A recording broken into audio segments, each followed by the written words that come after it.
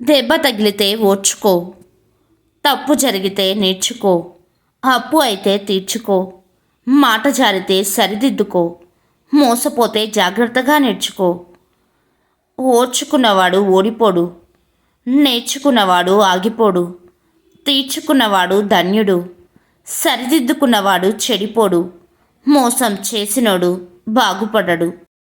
అన్నం పెట్టిన వారికి అన్యాయం చేసినా, సహాయం చేసిన వారికి మోసం చేసినా, దారి చూపిన వారికి ద్రోహం చేసినా, నమ్మిన వారికి వంచన చేసినా అది మహాపాపం. ఈరోజు సంతోషంగా ఉండవచ్చు, కానీ కర్మకు కాలానికి జ్ఞాపకశక్తి చాలా ఎక్కువ. ప్రతిఫలం మాత్రం అనుభవించి తీరాల్సిందే. డబ్బు నీ జోబులో ఉంటే అది నీకు బలమిస్తుంది, కానీ అది నీ నెత్తికెక్కితే నీ వ్యక్తిత్వాన్ని బలి తీసుకుంటుంది. నేటి లోకం నీ మంచితనాన్ని చూడకముందే నీ స్థాయిని చూస్తుంది. అందుకే నీ క్యారెక్టర్ను కాపాడుకుంటూనే ఎవరికి తల వంచకుండా బ్రతికే స్థాయికి ఎదగడమే అసలైన విజయం.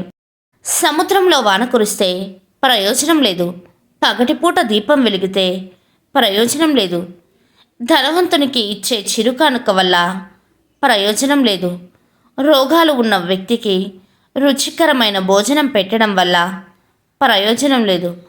అదేవిధంగా ఒక మూర్ఖునికి నువ్వు ఎంత బుద్ధి చెప్పినా ప్రయోజనం లేదు. మనిషికి గొప్ప ఆభరణం వ్యక్తిత్వం. ఆ వ్యక్తిత్వ విలువ మానవ జీవన విధానాన్ని మార్చేస్తుంది.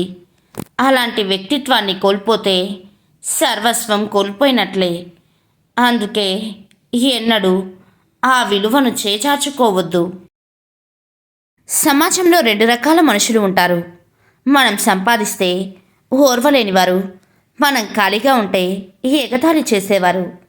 కొందరు మనం మంచిగా బ్రతికితే అబ్బా వాళ్ళకేంటి అంటారు. అదే ఏమీ లేకపోతే చులకనగా చూస్తూ నవ్వుతారు. సంపద శాశ్వతం కాదు, మన జీవితం శాశ్వతం కాదు. శాశ్వతంగా నిలిచేది ఒక్కటే, అదే మన మంచితనం. నువ్వు నమ్మిన వారు నిన్ను మోసం చేస్తే అది నీ అసమర్థత కాదు, అదే తలుచుకుంటూ బాధపడుతూ కూర్చోకు. ప్రతీకారం కోసం కూడా ఎదురు చూడకు. వారి కర్మ అనుభవించే సమయం తప్పక వస్తుంది మిత్రమా. తప్పులు లోపాలు అందరిలోనూ ఉంటాయి, కానీ కనిపించేది మాత్రం ఎదుటి వాళ్ళలోనే. ఏమంటారు? గడిచిన కాలం గుర్తు రాకపోవచ్చు, కానీ ఆ అన్న మాటలు మాత్రం ఖచ్చితంగా గుర్తుంటాయి. చూసే కళ్ళకేం తెలుస్తుంది, మోసే గుండెకు మాత్రమే తెలుస్తుంది బాధంటే ఏందో. కాస్త ఓర్పు సహనంతో ఉండి చూడు, జీవితం నీకు చాలా పాఠాలు నేర్పుతుంది. ఓర్పు ఓటమి ఎరుగదు, సహనంతో సాధ్యం కానిది ఏదీ లేదు. ఈ రెండు ఉన్నవాళ్ళు జీవితంలో ఎప్పటికీ ఓడిపోరు మిత్రమా.